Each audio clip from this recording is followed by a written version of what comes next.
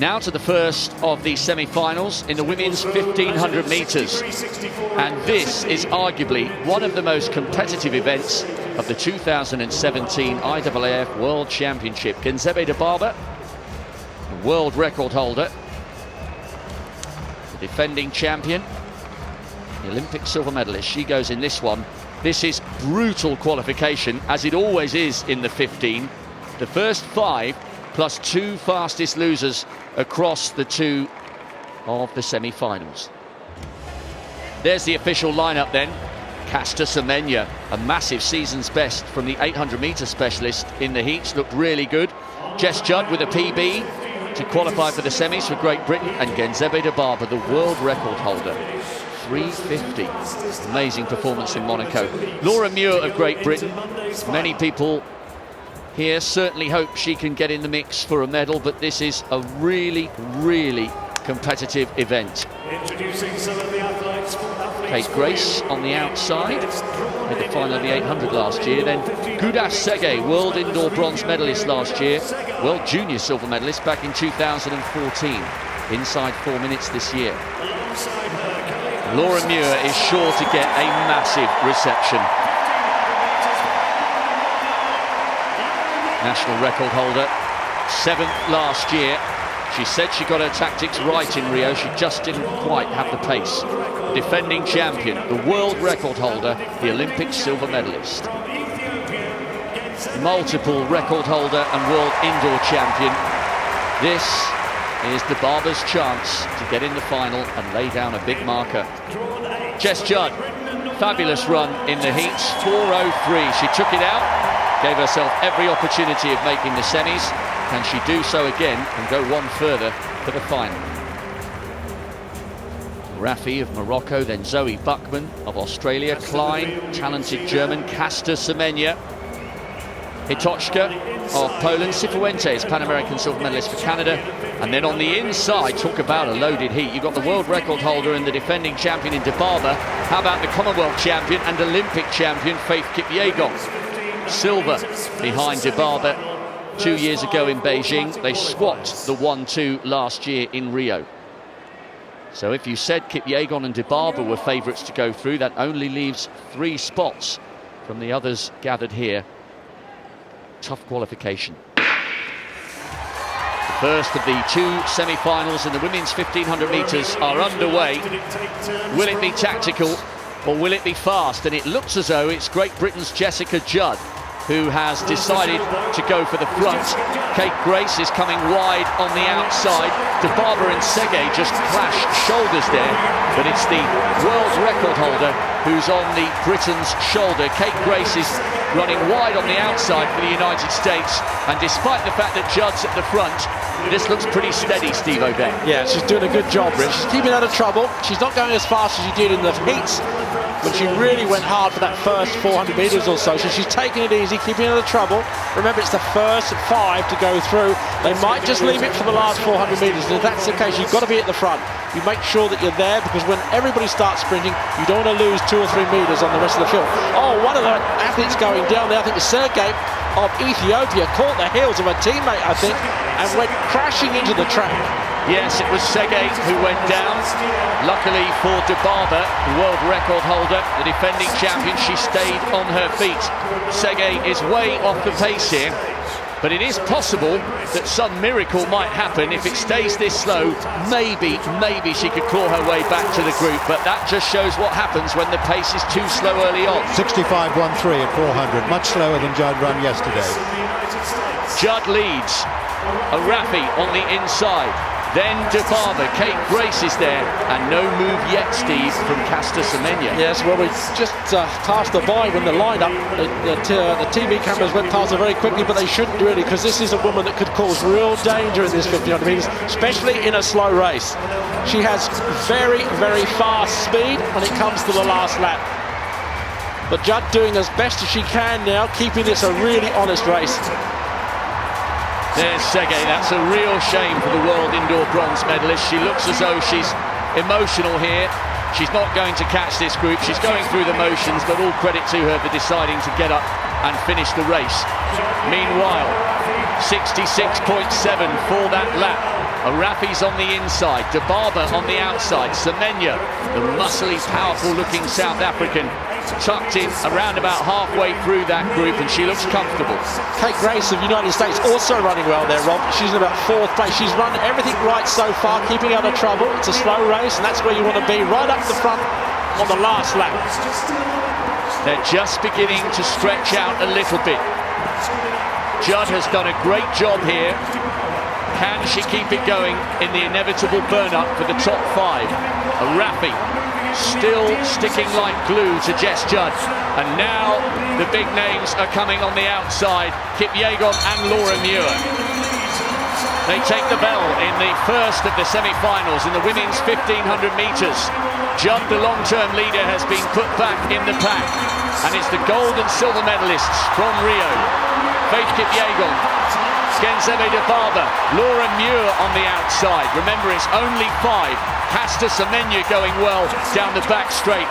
Hikochka and Arafi trying to find a way through on the inside. This is good running from Laura Muir. Semenya looks a little bit tired there. Dibaba's going backwards. We'll have to keep our eye on that. Kipyegon leads from Laura Muir. Arafi, Hikochka, Semenya coming wide. Genzebe Dibaba's blocked at the moment, and that would be a real shock if the defending champion didn't make the final. Kipyegon's looking good, so too Laura Muir, and a gap now as Hikochka comes through into 3rd place. Semenya is 4th, and Dibaba is well beaten here. Faith Kipyegon and Laura Muir, great run from the Briton here in 2nd place. Kipyegon, Muir, Semenya, Hikochka, those are the first 4. That is an excellent run from the Briton, but what on earth happened there to Genzebe Dibaba? She looked a shadow of the athlete who won the title 2 years ago. Well, great run from Kipyegon. We knew that she was going to be a danger. She really did everything right there in that race. Unfortunately, I think for Dibaba, she got herself a bit blocked with about 200 metres to go, and she started to panic. She was looking around, she was trying to find a gap, and there was no gap, because in a fast race or fast last lap of a slow race, everybody is there. Laura Muir ran really well, the Great Britain athlete, coming on the outside, and in the end taking that 2nd place. That's just upset, obviously, for Sergei. She hit the track very hard. I think there was no way she was going to get back. But the Kenyan, a perfect run from her, really. Dibaba, I think now we'll have to wait. I'm not sure whether that's going to be good enough, Rob, really. Very slow race for the first part. They did pick it up, but the time might be significant. Well, Genzebe Dibaba has finished in 6th, so she is, at the moment, the quickest of the fastest losers, with 4:05.33. Arafi was 7th in 4:05.75, and actually good run from Hannah Klein, the German, to come through for the 5th automatic spot. The athletes in the 2nd semi-final will know what they have to do to get 7 through to the final. Well, Hitoska coming through in 3rd, but also the menacing figure, I think, there of Semenya coming through right at the end, as she did in the heats, just taking her time, just making sure that she qualifies as easily as possible. That's another one they've got to watch out for in the final. Really good run from Laura Muir, because I think from a British point of view, Steve, too many people are hanging medals around her neck, and perhaps they don't realise how competitive this event is, but that was great tactical awareness from Muir to go through on Kipyegon's shoulder. Yeah, great run from Muir, and I think the fact that maybe one of the big favourites going out in Genzebe Dibaba was going to be a major factor for most of these athletes. Here we see, really, I think this is Sergei going down, yes, just catching the heels of a teammate of all people, I think, and hitting the track pretty hard. There it goes. It was Kipyegon, actually, I think. Kipyegon just caught Sergei, and once she went down, you thought perhaps there might be some heroics and she could get back in, but she looked visibly upset at what had happened. Kipyegon, the Commonwealth champion, the Olympic champion, only has 1 medal missing from her collection. She wants the world title, and she's got herself into the final, looking very good indeed. Laura Muir will get massive support come the big showdown. The first group are through. Faith Kipyegon, Laura Muir, Casta Semenya, Hitochka looked really good. Klein, Dibaba, the defending champion, will have to wait to see if she can go through as one of the 2 fastest losers. Well, drama aplenty with the first heat of the women's 1500 metres. The Ethiopians there will have to wait now. Dababa watching this second semi-final with great interest to the fact that she's in the position where she might not even make the final if the fastest loser runs faster than 4 minutes 5:33. Sarah McDonald of Great Britain. She's been in 2 successive Olympic finals at 1500 metres. UK champion at 1500 metres. Laura Waitman, coached by my old running, I suppose, partner, Steve Cram. 2 successive finals at the 1500 metres. Moving across the field. Well, this woman really is a find this year, really. Constance Klosterhausen. She ran really well in qualifying for this after taking it up all the way through. Well, and the one that I think is perhaps tactically the most superior in this field, Jennifer Simpson, never really puts a foot wrong. She's got a great running mind. The bronze medal from the Olympics and the gold medalist back in 2011. Safan Hassan, yeah, I watched her in the qualifying. She didn't look as good as I thought she was going to be. The world indoor champion at 1500 metres. She left herself a little bit to make up on the last lap, and that wasn't good, really. There's the last 2 athletes in this big field again. 12 athletes, just 5 to qualify. They've just watched that first semi-final. They know what they've got to do to make this a fair race, as they say.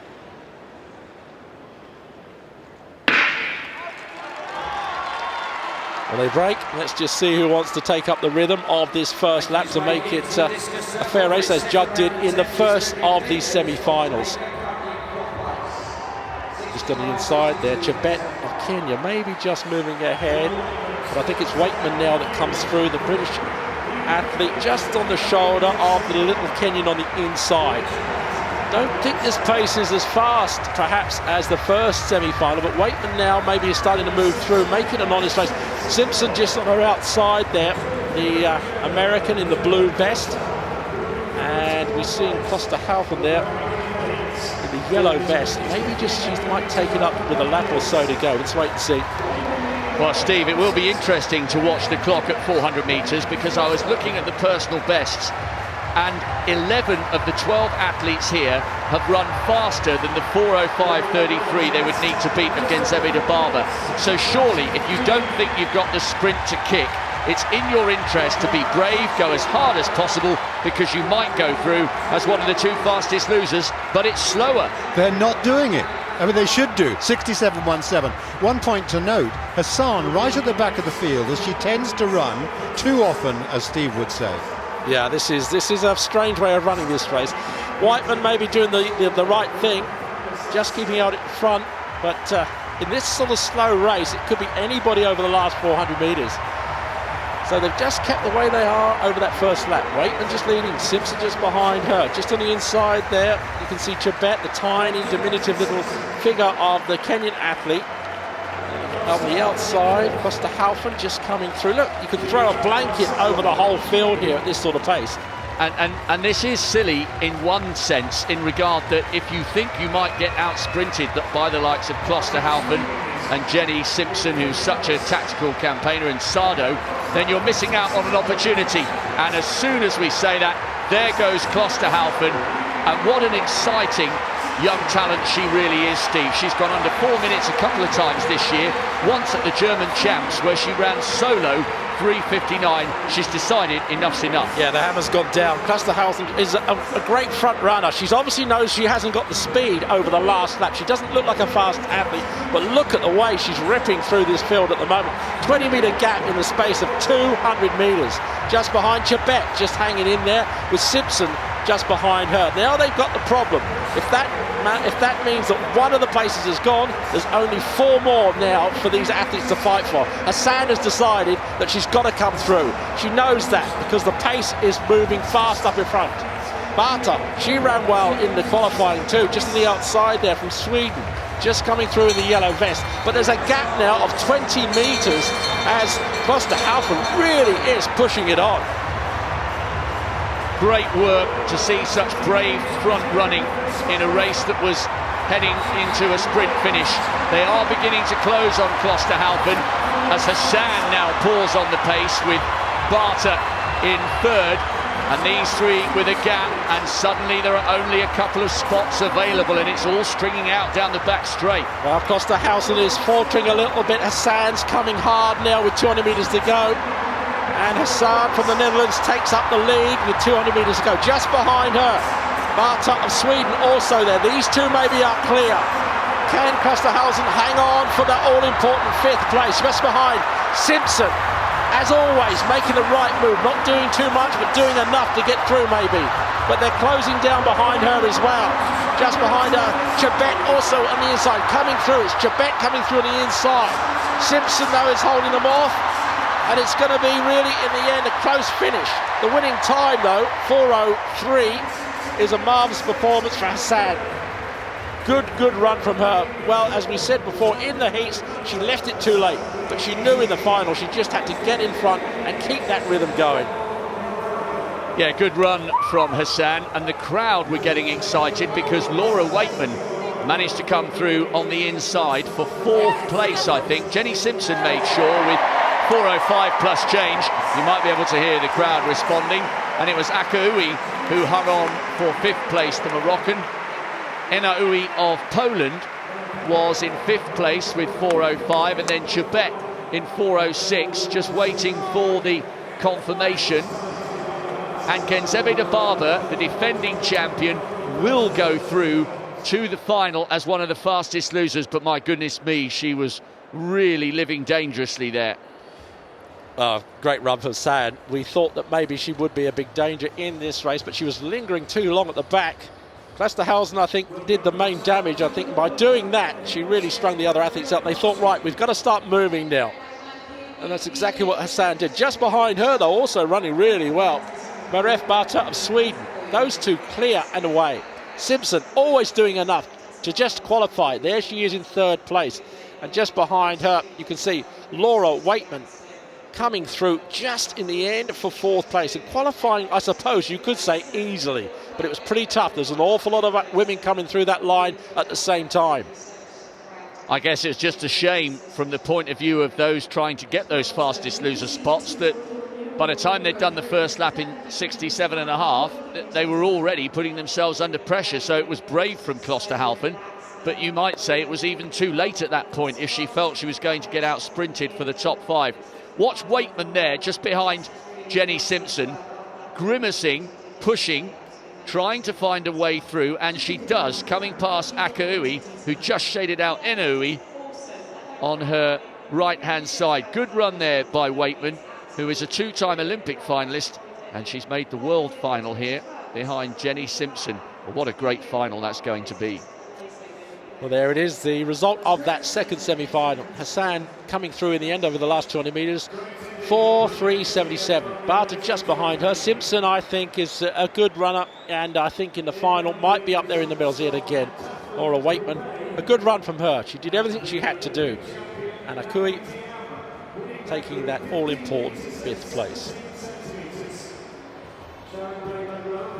Well, Genzebe Dibaba will breathe a major sigh of relief. There's the qualifiers for the women's 1500 metres.